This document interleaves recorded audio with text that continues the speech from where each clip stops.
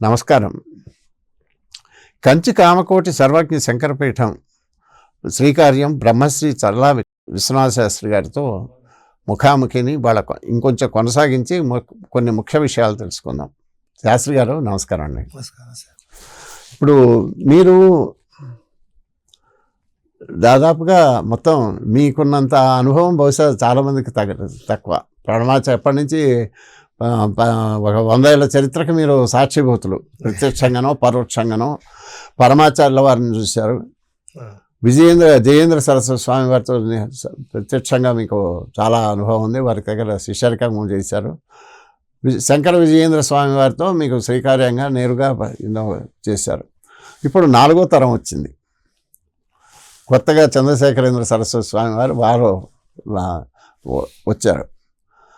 దీంతో ఇప్పుడు అంటే 4గురిని మీరు చూసిన తర్వాత దీనిలో ఒక సాపేక్షంగా చెప్పాలి అని అంటే కంచిపీఠం పరిణామ దశ ఎలా ఉన్నది, అప్పుడు ఎలా ఉండేది, ఇప్పుడు ఎలా ఉన్నది, ఇక ముందు ఎలా ఉండబోతున్నది, మీ అభిప్రాయం ఏంటి చెప్పండి.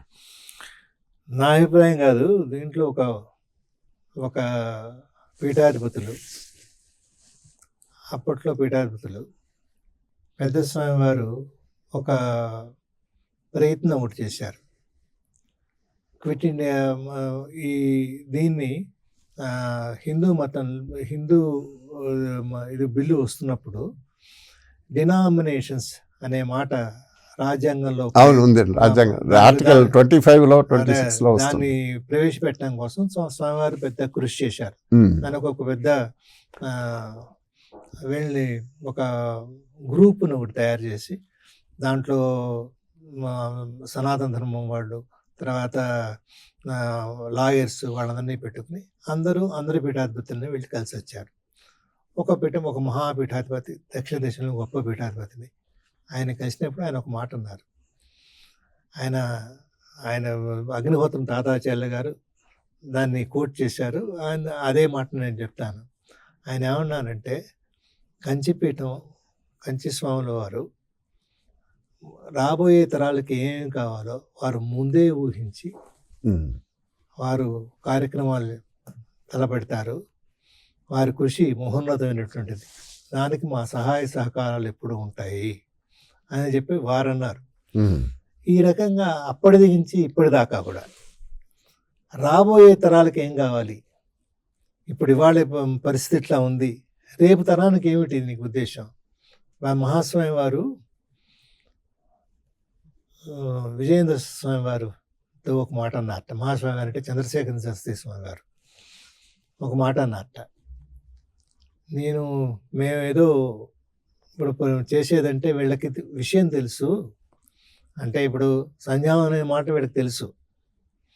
ఇప్పుడు సంధ్యావనం చేయాలి మనం చెప్పాలనుకోండి, సంధ్యావనం అనే మాట వీళ్ళకి ఇప్పుడు తరం వాళ్ళకి తెలుసు. మీరు మీ శిష్యులు కూడా, అంటే విజయేంద్ర స్వామి గారు వారి శిష్యులు కూడా ప్రాథమిక దగ్గర నుంచి ప్రిలిమినరీ థింగ్స్ గురించి చెప్పాల్సి వస్తుంది, మీకు చాలా కష్టం అని చెప్పన్నట్ట. కాలం మారిపోతుంది. ఈ రకమైన పరిస్థితి. వారు వేదాలను ఉద్ధరించారు. శంకర స్వామివారి మూలంగానే వేదాలు శాస్త్రాలు ఉద్ధరించబడ్డాయి, దాంట్లో సందేహం లేదు. దక్షిణ దేశంలో ఈ రోజున మొన్న ఇంతమంది వేద పండితులు ఉన్నారంటే దానికి కారణం చంద్రశేఖర సరస్వతి స్వామివారు అనటానికి ఎవరికి ఏ రకమైన అనుమానం ఉండాల్సిన కారణం లేదు. వారు అంత వేద కృషి చేశారు. ఆ తర్వాత జయేంద్ర స్వామి వారు నేను అప్పటి పరిస్థితుల్లో మిగతా వాడిని కూడా మన దగ్గర తీసుకోవాల్సిన అవసరం ఉంది అనే ఒక ఆలోచన చేసి వాళ్ళని వైదికమైనట్టుగా ఎట్లాగా వాళ్ళని సనాతన ధర్మపరంగా వాళ్ళని ఎట్లా ఒక రకమైనటువంటి ఐక్యమత్య భావానికి తీసుకురావాలనే ప్రయత్నంలో ఆయన చాలా, మీకు తెలుసు, జన కళ్యాణ్ అట్లాంటివన్నీ తీసుకొచ్చి వారు చేశారు. ప్రస్తుతం స్వామివారు సరే ఇవాళ రోజున 4,000 మంది 5,000 మంది వేద పండితులు ఉన్నారు. ఏదో పురోహితులు వాళ్ళకి బాగానే ఉన్నారు. కానీ సంఘంలో వీళ్ళకి ఉన్న గౌరవం ఏమిటి? వీళ్ళకి ఎవరన్నా మా స్టేట్ బ్యాంకులో చప్రాసీకి పిల్లలు ఇవ్వడానికి ఒప్పుకుంటారు, కానీ మా 70,000 సంపాదించుకుంటున్న వేద బ్రాహ్మణులకి పిల్లనివ్వడానికి ఎవరు ఒప్పుకోవట్లేదు. దానికి కారణం ఏమిటి? ఏంటంటే మనం ఊరికే మహాపండితులు ఉన్నారు ఉంటే వెంటనే వీళ్ళు పాండిత్యాన్ని గుర్తించే వాళ్ళ ఒక వర్గం ఉండాలి కదా. ఆ వర్గంని తయారు చేసిన అవసరం మనకు ఏర్పడింది. ఇప్పుడు చూడండి, ఇప్పుడు సంప్రదాయ పాఠశాలలు ఉన్నాయి స్వామివారు. ఎవరు వాళ్ళని పెళ్లి చేసుకోరు. అంటే ఎందుకు పెళ్లి చేసుకోవట్లేదు అంటే వేదం యొక్క గొప్పతనం స్త్రీలకు తెలియకపోవటం అనగానే కదా పెళ్లి చేసుకోకపోవటం. వేదం యొక్క గొప్పతనం 3 తరాల క్రితం ఉంది. నెక్స్ట్ తరం కొంచెం తగ్గింది, ఇప్పుడు మొత్తం పూర్తిగా పోయింది. అందుకని వాడు తెలుసుకోవటం విషయం చెప్తున్నాను నేను. అందుకని వాళ్ళకి ఈ వైదికమైనటువంటి భావనలు నేర్పడం కోసం ఇంకొక విషయం కూడా ఉంది. ఇంతవరకు హిందూ ధర్మం నిలిచిందంటే పురుషుల మూలంగా నిలవలేదు, అది స్త్రీల మూలంగా నిలిచింది. మన ఇంట్లో మన తల్లి మనకు చెప్పిన మాటలు, మన బావ మనకు చెప్పిన మాటలు, ఇవే మనకి గుర్తుగా ఉండి మనం ఈ మాత్రమేనా. ఎప్పుడైతే వీళ్ళు ఉద్యోగాలకు వెళ్ళి సమయం లేకుండా ఉండిపోయారో అప్పుడు ఇది ఒక రకమైనటువంటి సనాతన ధర్మానికి ఆఘాతం ఒకటి ఏర్పడింది. అదే ఇది అన్నీ ఆలోచించి స్వామివారు ఏం చేశారు, స్త్రీలకి మనం చేయాలి, వాళ్ళకైనా చేయాలి అని సంప్రదాయ పాఠశాలలో ఇది ఎవరండి? విజయేంద్ర సరస్వతి స్వామి వారి ఇనిషియేటివ్ సంప్రదాయ పాఠశాలలో ఏర్పాటు చేశారు. దీంట్లో ఏం చేస్తారంటే వాళ్ళకి ఫ్రీ బోర్డింగ్, ఫ్రీ లాడ్జింగ్, వాళ్ళని ఇంగ్లీష్ చార్జెస్ కూడా ఉండవు కదండి. ఫీజులు తీసుకుంటారా? ఏం లేదు. ఇంగ్లీష్ చదివిస్తారు. వాళ్ళు ఇంగ్లీష్ మామూలు పాఠశాలలోనే వాళ్ళని చదివిస్తారు. చదివించి వాళ్ళకి సాయంకాలం పూట్ల వాళ్ళకి ఇది ఏమిటి, మన సంస్కారం ఏమిటి, ముగ్గ వేయటం అంటే ఏమిటి, మన వీటిలో రేపొద్దున మా కార్యక్రమాల్లో ఏమేమి మనం చేయాలి, ఇవన్నీ కూడా వాళ్ళందరికీ నేర్పుతారు. వాళ్ళకి నేర్పి వేదం యొక్క గొప్పతనం ఏమిటి అనే విషయం నేర్పుతారు. ఇట్లా నేర్పి ఇట్లాంటి పాఠశాలలు మాకు హైదరాబాద్లో ఉంది. అది 200-300 మంది చదువుతున్నారు. ఎంతమంది ఉన్నారు హైదరాబాద్లో? 200 మంది, 250 మంది దాకా ఉన్నారు. తిరుపతి ప్రధాన కేంద్రం కదండి. తిరుపతి 400 మంది ఉన్నారు. విజయవాడలో 150-160 మంది విజయవాడలో ఉన్నారు. నాసిక్లో ఉన్నారు, తిరుచిలో ఉన్నారు. ఇది ఏ క్లాస్ దాకా ఉంటుంది? 10th దాకా ఉంటుందా? కొన్ని ఇంటర్మీడియట్ దాకా ఉంటాయి, ఓకే, కొన్ని డిగ్రీ దాకా ఉంటాయి. మరి వాళ్ళకి ఉద్యోగాలకి ఏమైనా అవకాశాలు ఉంటాయండి ఇందులో చదివిన వాళ్ళు? వాళ్ళ ఉద్యోగం ఇప్పుడు వీళ్ళు చదువుకున్న వాళ్ళు మామూలు డిగ్రీలే వస్తున్నాయి. అదే డెఫినెట్ గా వీళ్ళకి ఇస్తారు కూడా. కనీసం సంస్కారం ఉంటుంది. ఇప్పుడు ప్యూన్ పని చేసేవాడైనా పర్వాలేదు కానీ వేద పండితుడిని చేసుకోనని అమ్మాయిలే చెప్తుంటారు. అదే పిలక పెట్టుకున్నాడు, వేదం చదువుకున్నాడు, అదేదో చాలా అసహించుకోవాల్సిన పదార్థం అని అనుకుంటున్నారు. మీరు అన్నటువంటి సంస్కారం ఉంటే అప్పుడు వాళ్ళ దృష్టి మారుతుంది కదా. ఇట్లా ఇంజనీరింగ్ కోసం, తర్వాత BA BCom కోసం మన కంచెలో నడుస్తుంది శాస్త్ర శ్రేణి అని చెప్పి ఇంకో పేరుతో అదే నడుస్తుంది. వాళ్ళు లేటరల్ అంటే ఇంటర్మీడియట్ అయిపోయిన వాళ్ళు ఇక్కడ చేరిన వాళ్ళకి ఒక ఇది జరుగుతుంది. ఇట్లా 5వ తరగతి దగ్గర నుంచి డిగ్రీ దాకా వేరే ఇంజనీరింగ్ డిగ్రీ కావచ్చు, మామూలు డిగ్రీ కావచ్చు, ఇంతవరకు కూడా ఈ పాఠశాలలు నడుస్తున్నాయి. దీనికి ప్రధాన కారణం ఏంటంటే స్త్రీలలో సంస్కారం నిలబడితే అవును సరే వీళ్ళు అయిపోయింది. ఊరికే పాట పాడేవాడు ఉంటే కింద చప్పట్లు కొట్టేవాడు లేకపోతే వాళ్ళకి అవునండి ఒక రకమైన రసికులను తయారు చేయాలి కదా. ఆ ప్రయత్నంలో మనం ఇంటిగ్రేటెడ్ కళాశాలలు అని మనం ఏర్పాటు చేసాం. సాయంకాలం పూట వేదం చెప్తారు, పొద్దున పూట మామూలుగా ఆధునిక విద్య నేర్పుతారు. అట్లాంటి కొన్ని ఉన్నాయి. అది మాకు కంచీపురంలో ఉంది, తిరుపతిలో ఉంది, ఇంకా 2-3 చోట్ల ఇట్లాంటివి ఉన్నాయి. దీంట్లో వేదం తర్వాత కొన్ని చోట్ల స్మార్థం, కొన్ని చోట్ల రామాయణ పాఠశాల అనేది ఒకటి. తర్వాత జ్యోతిష్యం అంటే శాస్త్రాలన్నీ వాళ్ళకి పరిచయం అయితే గనక వాళ్ళు దాంట్లో బాగా లోపల పోవాలంటే పోవచ్చు. మాకు మెడ్రాస్లో ఉన్నటువంటి రామాయణ పాఠశాలలో వాళ్ళకి వాల్మీకి రామాయణం, కమ్మ రామాయణం పూర్తిగా చెప్తారు. పూర్తిగా చెప్పి దాని మీద ఒక రకమైనటువంటి ఏదైతే దీన్ని ఏర్పాటు చేస్తారు, ఒక అభిప్రాయాన్ని వాళ్ళు ఏర్పాటు చేస్తారు. దాని మీద ఇంకా బాగా కృషి చేయాలంటే వాళ్ళు కృషి చేసి పైకి వెళ్ళచ్చు. అట్లా అనేక పాఠశాల, రామాయణ పాఠశాల, జ్యోతిష్ పాఠశాల, ఇట్లాంటి పాఠశాలలు కొన్ని అనేక చోట్ల పెట్టారు. ఇది కాకుండా ఇది సరే, మనకి దేవాలయ వృత్తులు బోల్డ్ ఉన్నాయి. దేవాలయ వృత్తి రేపొద్దున దేవాలయం నడవాలంటే మనకి వాయిద్యం వాయించే వాళ్ళు ఉండాలి. తర్వాత అమ్మవారికి నైవేద్యం చేసి ఇవ్వటానికి ఇప్పుడు మా వెంకటేశ్వర స్వామి దేవాలయంలో పొద్దున పూట మనం కుండలో తీసుకుని నైవేద్యం పెడుతున్నాం. ఆ కుండలు చేసేవాళ్ళు లేకపోతే, అవును, అట్లాగే పొద్దున్నే వచ్చి వెంకటేశ్వర స్వామి దేవాలయంలో ఆ గోపాలుడు వచ్చి తలుపు తెరుస్తాడు. ఆ గోపాలుడే లేకపోతే, అందుకని చెప్పి స్వామివారు ఏం చేశారంటే పాఠశాల, గో విజ్ఞాన పాఠశాలను ఒకటి పెట్టారు. అది ఎక్కడ జరుగుతున్నది? అది చిత్తూరు పక్కన ఒక చిన్న గ్రామంలో జరుగుతుంది. చిత్తూరు పక్కన చిన్న గ్రామంలో. దాంట్లో ఏంటంటే ఆవులను ఎట్టా మెయింటైన్ చేయాలి, గోశాలను ఎట్టా మెయింటైన్ చేయాలి. ఇది సాయంకాలం పూటే, పొద్దున పూట మామూలు స్కూలే. దీంతో కలిపి అంత మొత్తం ఫ్రీ. ఇప్పుడు ఈ వాద్యకారుల కోసం ఏం చేస్తున్నారు? వాద్యకారుల కోసం 2 చోట్ల, కార్వేట్ నగర్లో ఒక పాఠశాల ఉంది, ముక్కామంలో ఒక పాఠశాల ఉంది, బెంగళూరులో ఒక పాఠశాల ఉంది. వీటిలో 200 మంది ఆడవాళ్ళు నేర్చుకోవచ్చు, మగవాళ్ళు నేర్చుకోవచ్చు. ఆడవాళ్ళకి విడిగా ఉంది, మగవాళ్ళకి విడిగా ఉంది. ఇది దీంట్లో దగ్గర 200 మంది విద్యార్థులు కార్వేట్ నగర్లో ఉన్నారు. వాళ్ళకి ఇంకా ఏంటంటే వాళ్ళకి నర్సింగ్ నేర్పుతారు. పూర్వం ఆపరేషన్లు వాళ్ళే చేసేవాళ్ళ, అందుకని వాళ్ళకి నర్సింగ్ నేర్పుతారు. వాళ్ళకి మా నర్సింగ్ కాలేజీలోనే అడ్మిషన్ ఇప్పిస్తారు తర్వాత. అట్లా ఇది ఒక్కొక్క దగ్గర 500 మంది ఉన్నారు. కుంభకార పాఠశాల అంటే ఈ కుండలు చేయటం, ఈ పాఠశాల ఒకటి ఉంది. అది వాళ్ళు కూడా సాయంకాలం పూట నేర్చుకుంటారు. వాళ్ళకి ఖాళీ టైంలో నేర్చుకుంటారు.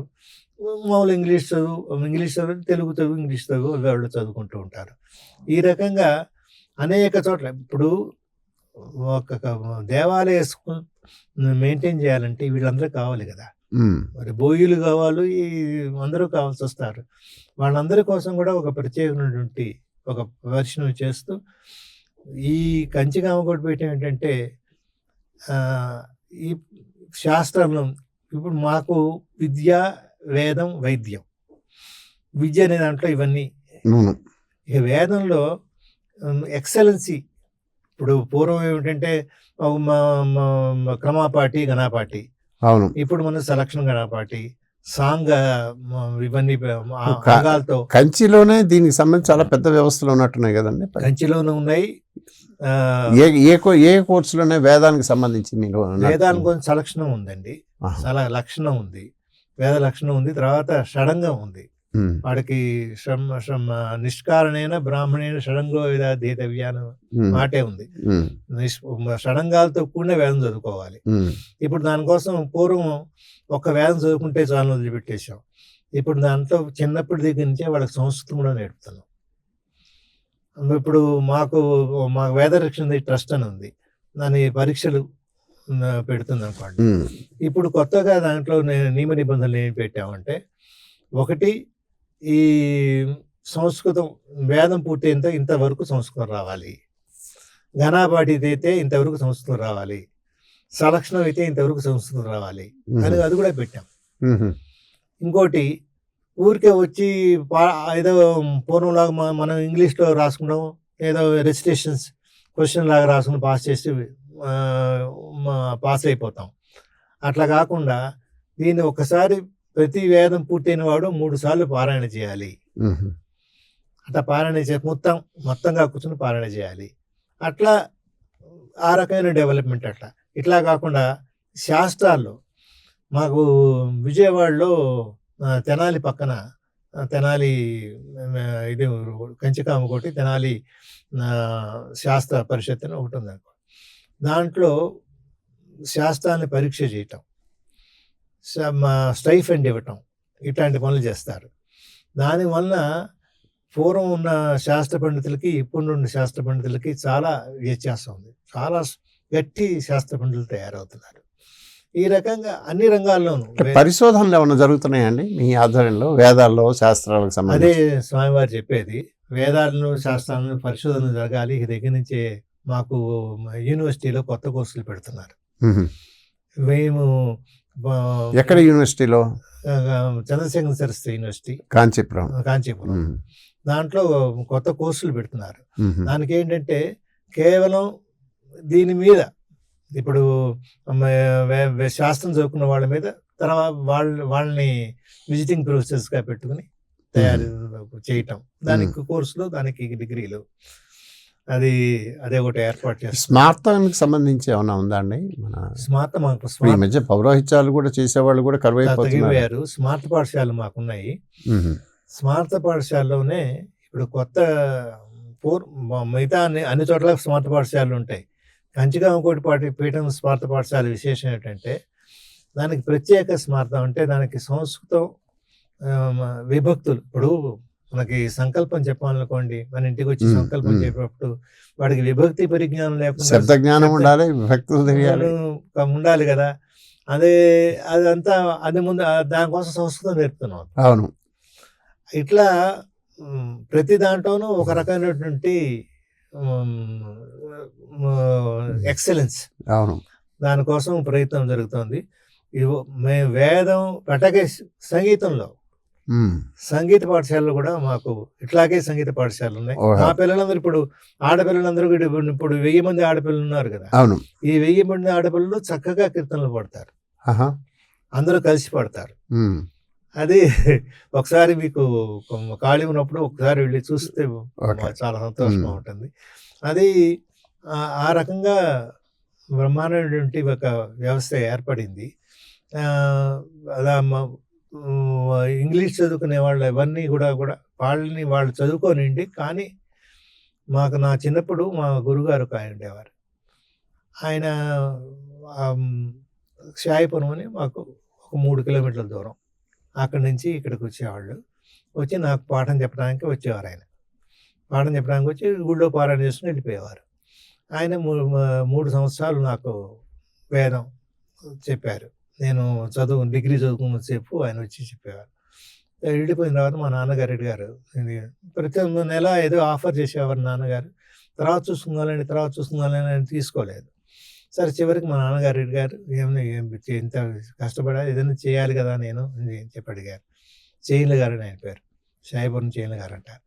ఆయన అన్నారు, నేను ఈ పిల్లలకి ఎందుకు చెప్పానంటే వీళ్ళకి కనుక వేదం మీద అభిమానం ఉంటే రేపొద్దున వేద పండితులకి ప్రోత్సాహంగా ఉంటుందని చెప్పాను.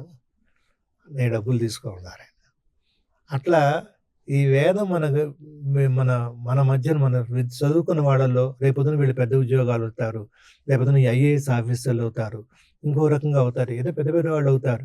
అయినప్పుడు ఈ వేదం మీద అభిమానం ఉన్నప్పుడు వాళ్ళ వేద విద్యకి సహకారం చేస్తారు అని చెప్పే ఉద్దేశంతోనే ఈ వేదం వాళ్ళకి నేర్పించడం. మరి శాస్త్రి గారు, ఇప్పుడు ఈ కంప్యూటర్లు, ఆధునిక ఇంటర్నెట్లు వగైరాలు, ఈ 5Gలు అవి వచ్చిన తర్వాత చాలా ఆర్టిఫిషియల్ ఇంటెలిజెన్స్లు అద్భుతమైన అవకాశాలు వచ్చినాయి ఈ వేదాలని వీటిని రక్షించడానికి. మన పాఠశాలలో కానీ వీటిల్లో కానీ ఈ సాంకేతిక పరిజ్ఞానాన్ని కూడా వాడుకోవటం జరుగుతున్నదా? మన పాఠశాలలో ఇప్పుడు ప్రస్తుతం వరకు అదేమైనా ఆలోచన ఉందా అండి భవిష్యత్ ప్రణాళిక? దానికి రీసెర్చ్ కోసం దాని ఆలోచన ఉంది. చదువుకోవటాన్ని పూర్తిగా పురాతనమైనటువంటి పద్ధతులే మనం పాటిస్తాం. అదే ఇప్పుడు పిల్లల్లో తెలివితేటలు చాలా పెరిగాయి. ఓకే. ఇప్పుడు 14-15 ఏళ్లకే ఘనపాట్లు అవుతున్నారు. పూర్వం 20-25 ఏళ్ళకి కానీ అయ్యేవాళ్ళు కాదు. అవును. ఇప్పుడు చాలా చిన్న వయసులో బాగా చదువుకుంటున్నారు కాబట్టి వీళ్ళకి ఇంకా విద్యా అవకాశాలు ఉన్నాయి. అప్పుడు ఇంకా విద్యా అవకాశాల్లో వీళ్ళకి ఇవి కూడా నేర్పి దానికి దీనికి సింకరణ చేసినట్లాగా ఏ రకంగా దానికి ఒకటి ఉపయోగిస్తుంది అనే విషయాన్ని దానికి పరిశీలన చేయాలి. సరే, కార్యక్రమాలు ఇలా ఉన్నాయి. మామూలుగా ఈ సామాజిక విషయాలకు వస్తే జయేంద్ర సరస్వతి స్వామి వారు ఉన్నప్పుడు ఈ దళిత వాడలకు వెళ్ళటము, వాళ్ళని హిందూ మతం మీద వాళ్ళకి అభిమానం కలిగజేయటం, ఇటువంటివి చాలా ఉధృతంగా, అందుకనే ఆయనకి మీద చాలామంది కోపాలు కూడా వచ్చినాయి అప్పట్లో తమిళనాడులో. ఇప్పుడు ఆ కార్యక్రమాలు ఆయన తర్వాత ఇప్పుడు ఏమైనా జరుగుతున్నాయని ఇప్పుడున్న స్వామివారిలో? ఇప్పుడు అవి జరుగుతూనే ఉన్నాయి. ఆహా. ఇప్పుడు జరుగుతూనే ఉన్నాయి. ఇప్పుడు బ్రాహ్మణ అబ్రాహ్మణ అని తేలేకుండా మొత్తం ఈ బడుగు బలహీన వర్గాల్లో కూడా మతం వెళ్ళటానికి అన్ని ఇప్పుడు నేను చెప్పిన పాఠశాలన్నీ అన్ని వర్గాలకు చెందినవి. అవునా? ఆహా. ఇప్పుడు ఇప్పుడు ఇది కుంభకార, రకరకాల పాఠశాలలు, బాధ్యకార, అన్ని వర్గాలకే ఉపయోగించేవి. ఒక వర్గం కోసం పెట్టినవి కాదు. దీనికి ఎంత సెలవు, దీనికి ఖర్చు తక్కువ. ఈ వేదం చదువుకునే వాళ్ళకి ఎందుకంటే వాళ్ళ దగ్గర ఫీజు వసూలు చేస్తాం, వాళ్ళ దగ్గర ఫీజు కూడా వసూలు చేయరు. అది వాళ్ళకి బాగా చేస్తున్నారు. ఇప్పుడు ఒక ముఖ్యంగా వీళ్ళని దృష్టిలో పెట్టుకుని బడుగు వర్గాలు అంటున్నారు మీరు, వాళ్ళని దృష్టిలో పెట్టుకుని శంకరాచార్య వారు ఇది అక్కడ మీకు తెలుసు కదా, వారణాసిలో ఏషా మనీషా మమ అని ఒకటి ఉంది కదా, ఆ పేరుతో ఒక ఇది ఒక సంస్థ ఒకటి ఏర్పాటు అవుతుంది. దాంట్లో ఏంటంటే వాళ్ళకి మా హిందూ మతం సనాతన ధర్మంతో ఏమిటి కనెక్షన్? మనీషా పంచకంతోనే మనీషా పంచకం అనేది దాంతోనే. అది చండాలోస్తు సతద్విజోస్తు మనీషా. అందుకని చెప్పి అదే ఒక సంస్థ తొందరలో అది వస్తున్నదండి. ఒక మంచి దానికి కావాల్సిన వీళ్ళు వాలంటీర్స్ కూడా మంచి వాళ్ళు దొరుకుతున్నారు. ఇప్పుడు ఆచారం విషయంలో ఆ వర్గం నుంచే. అవునా? ఆచారం విషయంలో కంచి స్వామి వారు ఈ పీఠం చాలా నిష్ఠ ఆచారాలు బయటికి ఒక బెంచ్ మార్క్గానే కాపాడుకుంటూ వస్తున్నది. చాలా నిష్ఠగా పాటిస్తారు.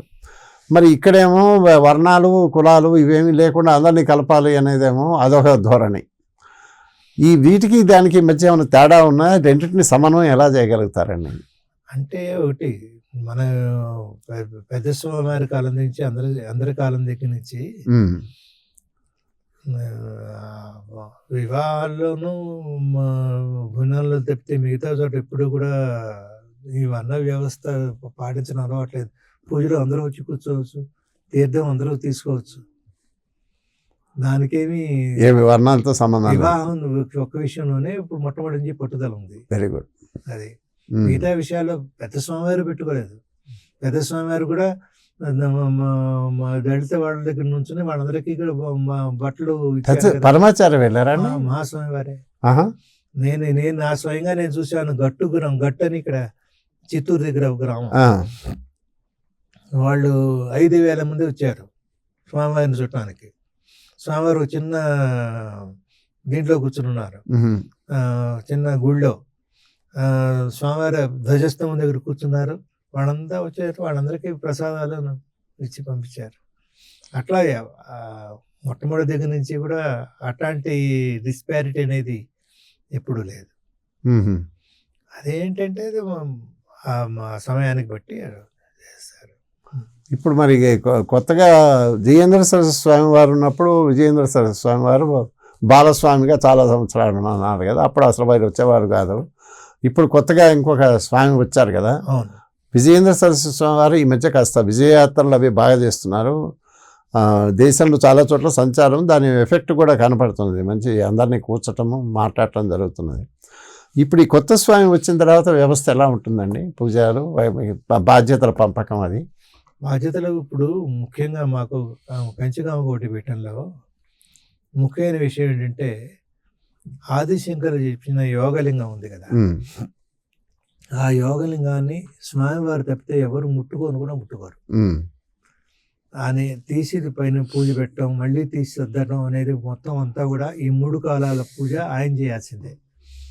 ముందు పురోహితులు చేసేసి ఆయన అట్లాంటి లేదు. అక్కడ తీసి సర్ది పెట్టడం పురోహితులు అంటే అట్లా కుదరదు, అది ఆయనే చేయాలి. అందువల్ల ఏమైందంటే ఇంతవరకు ఆయనకి బాధ్యత చాలా ఎక్కువగా ఉంది విజయేంద్ర స్వామి గారికి. ఆయన టైం దానికే 5 గంటలు పోతుంది మాకు పూజకి. ఎందుకంటే ఒకటి మా పూజలో ముఖ్యమైన విషయం ఏంటంటే, కంచికామకోటి పెట్టడం జరిగిన పూజలో ముఖ్యమైన విషయం ఏంటంటే నీళ్లు వచ్చి చెరువు నీళ్లు కానీ, లేకపోతే నూతి నీళ్లు కానీ, ఇట్లా లేకపోతే ఈ మధ్య పెద్ద స్వామివారు ఒప్పుకున్నది ఈ హ్యాండ్ పంపు.